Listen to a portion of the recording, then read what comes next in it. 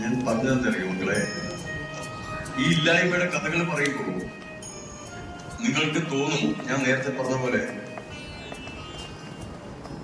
ഇതൊക്കെ പഴയ കാലമല്ലേ, എല്ലാവരും അങ്ങനെ തന്നെ അല്ല. എല്ലാവരും അങ്ങനെയല്ല. ഈ മാഷൊക്കെ വലിയ സാമ്പത്തികമായിട്ട് കുടുംബത്തിലങ്ങായിരുന്നു, പഴയ കൃഷിക്കാരൻ. എൻ്റെ അച്ഛൻ അവരുടെ വീട്ടിലടക്കം വാൾപ്പണിക്ക് പോയാണ്. വാൾപ്പണി മരത്തിന് ഇന്ന് നിങ്ങൾ കാണാൻ മില്ലില്ലേ, തടിമില്ലില്ലേ? ഈ ഇല്ലാത്തൊരു കാലം ഉണ്ടായിരുന്നു. ഒരു 6 അടി താഴ്ചയിൽ ഒരു കുഴി കുഴിക്കും. ആ കുഴിയില് ഒരാൾ ഇറങ്ങി നിൽക്കും, ഒരാള് അതിന്റെ മേലെ മരങ്ങളിടും, വലിയ മരങ്ങൾ. മരം എന്ന് പറഞ്ഞാൽ ചെറിയ കോലായിരിക്കില്ലല്ലോ, കാട്ടിലായിരിക്കാം മരം, നാട്ടിലെ കുറവാണ്. ആ മരങ്ങളിട്ട് ക്രോസ് ആയിട്ട് നിർത്തിയിട്ട് ഇതിന്റെ മേലെ ഒരാൾ നിൽക്കും. ഒരു 6 അടി നീളമുള്ള വാളുണ്ട്, അറക്കവാള്. ഈ മരത്തിൽ മാർക്ക് ചെയ്യും, ഇങ്ങനെ ഒരു മാർക്ക് ചെയ്യും. ചൊക്ക് പോലെയല്ല, അത് ഒരു പൊടിയൊക്കെ ഇറക്കിയിട്ട് കയറ് പിടിച്ച് മാർക്ക് ചെയ്യും. എന്നിട്ട് ഈ കഠിനാധ്വാനം കൊണ്ട് ഈ മരത്തിന് നമ്മളിപ്പോ ഉപയോഗിക്കുന്ന വീടുകൾക്ക് വേണ്ടി ഉപയോഗിക്കുന്ന പലകകളും പട്ടികകളും കഴുക്കോലുകളാക്കി മാറ്റും, കഠിനാധ്വാനത്തിന്റെ ഫലമായിട്ട്. ഇന്നത്തെ പോലെ മില്ലില്ലാത്ത കാലത്ത് അത്രയും കഠിനാധ്വാനം ചെയ്തിരിക്കുമ്പോ വേർക്കില്ലടാ വീട്ടില്. ആ വേർപ്പിന്റെ സുഗന്ധമുണ്ട് നിങ്ങൾക്ക്. നിങ്ങളുടെ അച്ഛന്റെ സുഗന്ധം, അച്ഛന്റെ വേർപ്പിന്റെ സുഗന്ധം നിങ്ങൾക്ക് ഓർമ്മില്ല. ഇപ്പൊ നിങ്ങളുടെ കൂടെ താമസിക്കുന്ന അച്ഛന്റെ വേർപ്പിന്റെ സുഗന്ധം നിങ്ങളുടെ മൂക്കിൽ നിൽക്കുന്നുണ്ടോ? ഉണ്ടാവില്ല. കാരണം പറയോ, നിങ്ങളെ അച്ഛന്മാർ ചേർത്തി പിടിച്ച് ഉറങ്ങാറില്ല. നിങ്ങളുടെ അച്ഛന്മാർ ചേർത്തി പിടിച്ച് നിങ്ങൾക്ക് പാട്ട് പാടി തരാറില്ല. എന്റെ അച്ഛൻ എനിക്ക് പാട്ട് പാടി തന്നു. എന്റെ അച്ഛൻ ഞങ്ങൾ വിട്ടുപോയിട്ട് 20 വർഷം കഴിഞ്ഞു. അതിനു മുമ്പ് ചെറുപ്പത്തിൽ എന്റെയൊക്കെ ബാല്യകാലത്ത് പാടിത്തന്ന പാട്ടാണ് വമ്പുട്ട ഹംസറ നീയല്ല ചാടിട്ടമ്പിയ ബദൽ മാറടാ വള്ളൽ നബി മുഹമ്മദ് നിന്ന് വെള്ളം കുടിക്കുന്നോനാരടാ. ഇങ്ങനെ നീട്ടലുണ്ടാ കുട്ടികളെ. ചങ്കിട്ടല്ലോ ഇപ്പോഴും വെച്ചിരിക്കുക എന്റെ അച്ഛനെ. ഇവിടെ ആ വേർപ്പിന്റെ സുഗന്ധം ഉണ്ടല്ലോ, ചന്ദ്രിക സോപ്പിട്ട് കുളിച്ചാലും ശരി. അന്നത്തെ ബീഡി വലിക്കുമായിരുന്നു. ആ ബീഡിയുടെ മണവും ഈ ചന്ദ്രസോപ്പിന്റെ മണവുമായിട്ട് വേർപ്പിന്റെ മണവുമായിട്ട് സുഗന്ധം ഇന്നും എന്റെ നാസാരന്തരങ്ങളിൽ ഇങ്ങനെ തങ്ങി നിൽക്കുക, തലച്ചോറിൽ. അതാണ് എനിക്ക് ഏറ്റവും വലിയ പുണ്യം.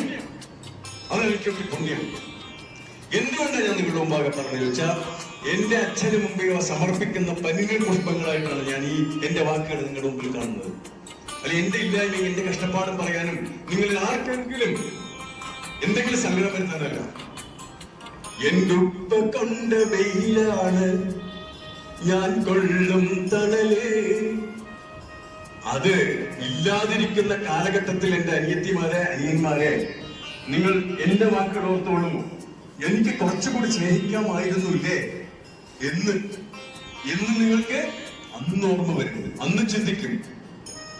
ആ മനുഷ്യൻ വന്ന് പറഞ്ഞിട്ടുണ്ടായിരുന്നു, ഇനി ഒരു അനുനിമിഷം പോലും പാഴാക്കരുത്, രക്ഷിതാക്കളെ സ്നേഹിക്കാൻ വിട്ടുപോകരുതെന്ന് ആ മനുഷ്യൻ പറഞ്ഞിരുന്നത് അന്ന് ഓർത്തിട്ട് കാര്യമില്ല. കാരണം അദ്ദേഹം വെള്ളപ്പതിപ്പ് മൂടിക്കൊണ്ട് നമ്മളെ വിട്ടുപോയി കഴിഞ്ഞു. ആ കാലഘട്ടത്തിലേക്കാണ്.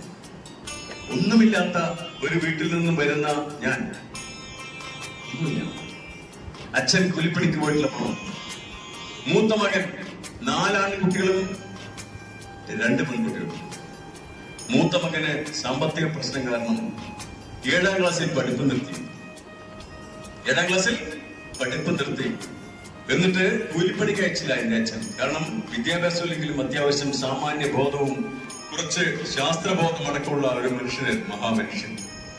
അദ്ദേഹം ടെക്നിക്കൽ ജോബായിട്ടുള്ള, അന്നത്തെ ടെക്നിക്കൽ ജോബ് എന്ന് പറഞ്ഞാല് ടൈലറിംഗ് പണി, വർക്ക്ഷോപ്പ് പണി, അല്ലെങ്കിൽ വീട് തെറുപ്പ്, ഇതൊക്കെയാണ്. കൈക്കൊണ്ടുകൊണ്ട് പറ്റില്ലല്ലോ.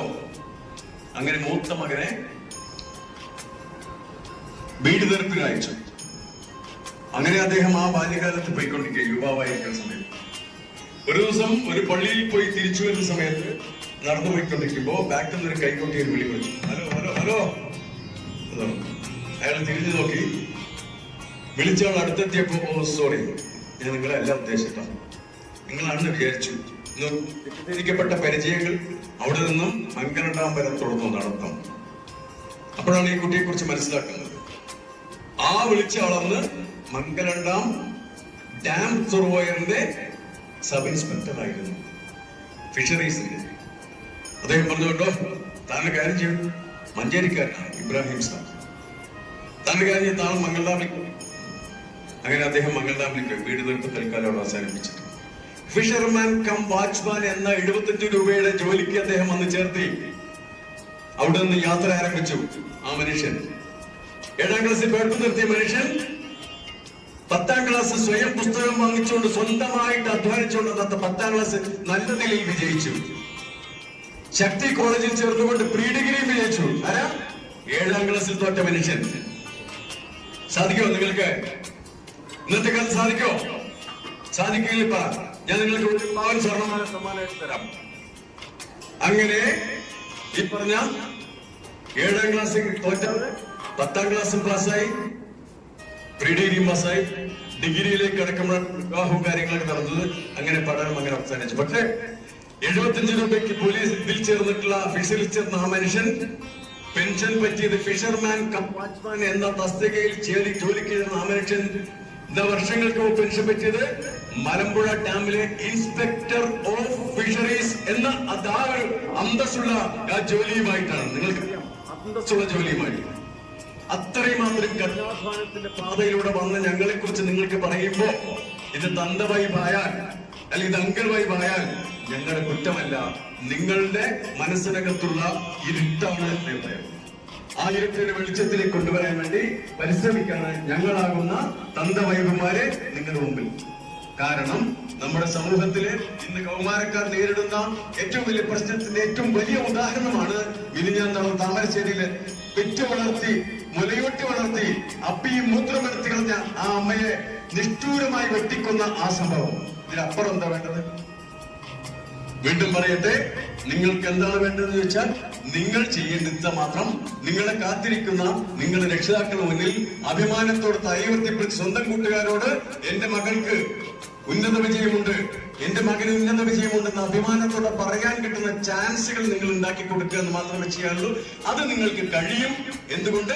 നിങ്ങളിൽ ഉള്ള ഉറഞ്ഞു കിടക്കുന്ന ടാലന്റിന് പുറത്തെടുത്താൽ മാത്രം മതി. അതല്ല ഞാൻ കന്നുമേക്കാൻ പറ്റോളാം, ഞാൻ ഓട്ടോറിക്ഷ ഡ്രൈവർ ആയിക്കോളാം, ഞാൻ കടയിൽ പൊറോട്ട അടിക്കാൻ വേണ്ടി നിന്നോളാം, അല്ലെങ്കിൽ ഞാൻ ബസ്സിൽ ക്ലീനറായി മാറിക്കോളാം എന്നൊക്കെ വിചാരിച്ചൊരു ചെറിയ ആശകളുമായി നടക്കുകയാണെങ്കിൽ എനിക്കൊന്നും പറയാനില്ല.